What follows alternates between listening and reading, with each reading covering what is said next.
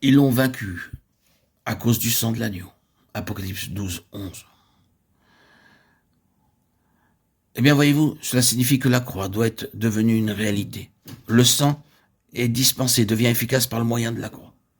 Je veux dire que la croix doit avoir ôté tout le terrain de la mort pour que le témoignage du sang soit établi en vie.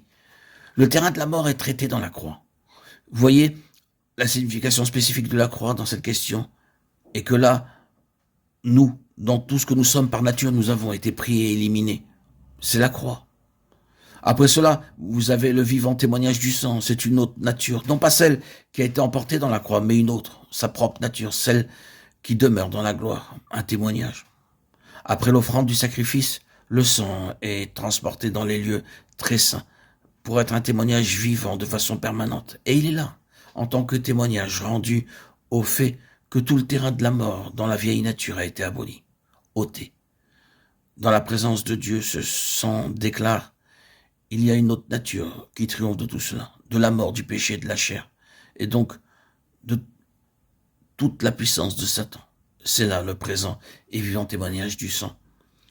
Nous devons donc nous être appropriés la croix. Nous devons être parvenus à l'endroit où nous acceptons notre union avec Christ dans sa mort, à tout ce qui est de notre nature. Autrement, il n'y a aucun témoignage vivant. Toute tentative de témoignage sera bien vite déjouée par l'ennemi. Vous vous souvenez de l'histoire très familière de David? Comment dans son zèle, son enthousiasme et une réelle dévotion envers le Seigneur, un jour il convoqua ensemble les anciens d'Israël, le peuple, et leur dit: si vous le trouvez bon, ramenons près de nous l'arche de notre Dieu. Oui, cela semble tout à fait bon, nous le reconnaissons. C'est une bonne œuvre et nous sommes tout à fait certains que cela plaira au Seigneur. Ainsi ils firent les préparatifs de toute cette affaire. Ils firent construire un char pour l'arche. Ils la prirent, la mirent sur leur char neuf et se mirent en route avec un grand enthousiasme et beaucoup de zèle, assurés qu'ils servaient le Seigneur.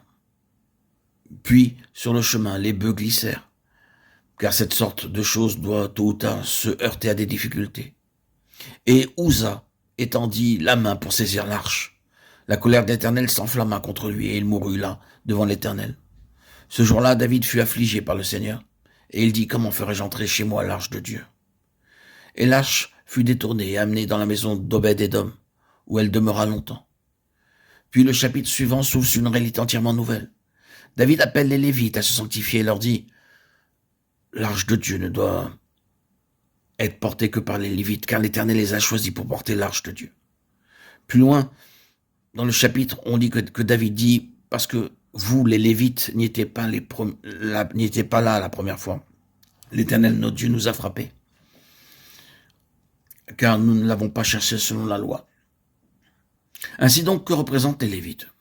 Exactement l'opposé de ce que représente Uza. Que fait Uza? Eh bien, Uza est l'un des gardiens d'un joli petit programme d'œuvres pour le Seigneur. Le premier point est le suivant. Nous aurons une conférence et nous discuterons sur la façon de réaliser cette belle chose pour le Seigneur. Nous avons notre char, notre joli brin d'ingéniosité mécanique. Nous allons travailler pour le Seigneur. Mais à peine sont-ils embarqués dans le projet envisagé que la mort fait irruption. La mort dans quelque chose qui a été exécuté avec le meilleur des mobiles et le plus grand enthousiasme pour le Seigneur. La fin de cette chose est la mort. Elle porte toutes les marques de sa nature.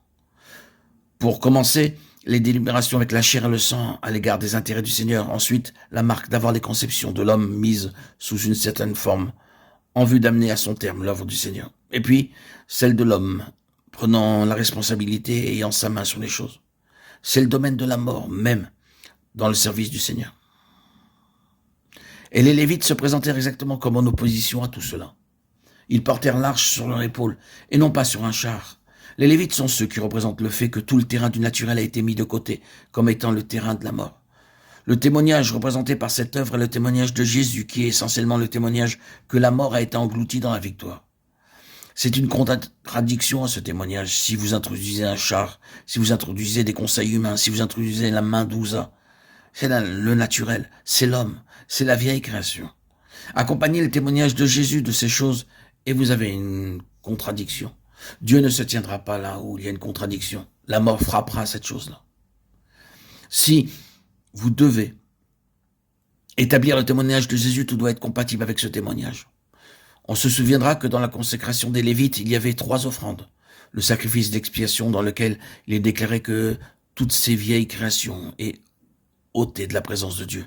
Puis l'Holocauste, avec son offrande de gâteau pétri à l'huile, déclarant qu'ici se trouve une autre nature, l'humanité sans péché, et élevée à la perfection du Seigneur Jésus, son service et son sacrifice acceptés de Dieu. C'est le terrain de l'approbation, de la consécration et du service lévitique. Et c'est ce principe-là qui intervient. C'est ce que le Seigneur Jésus représente, qui est le terrain du service. Non pas notre belle façon de conseiller et nos conférences à l'égard de la manière de faire l'œuvre du Seigneur. Non pas nos ingéniosités en faveur des intérêts du Seigneur. C'est Christ conduisant toutes choses, gouvernant toutes choses. C'est cela la vie. Le témoignage de Jésus est celui de la vie et tout doit être compatible avec ce témoignage. Ce qui signifie que tout ce que nous sommes par nature doit avoir été ôté par ce sacrifice. Cette offrande, cette croix, mis à mort et consumée. Et c'est uniquement Christ qui est ici présent.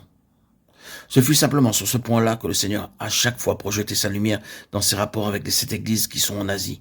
Non pas ce que tu fais pour moi, Éphèse, bien-aimé. Je connais ta patience, ton travail, je sais. Mais la question n'est pas ce que tu fais pour moi, même dans ton enthousiasme, ta dévotion, tes travaux patients. La question est de savoir, moi-même, dans la puissance de ma vie de résurrection, je suis transcendant au milieu de vous. Si, dans le royaume de Satan, l'effet du témoignage, j'ai ressenti le témoignage que je l'ai défait et que j'ai détruit son pouvoir dans la mort, c'est la chose la plus importante. C'est ce qui importe. Et tout cela se trouve dans le sang. Et c'est le terrain de la vie.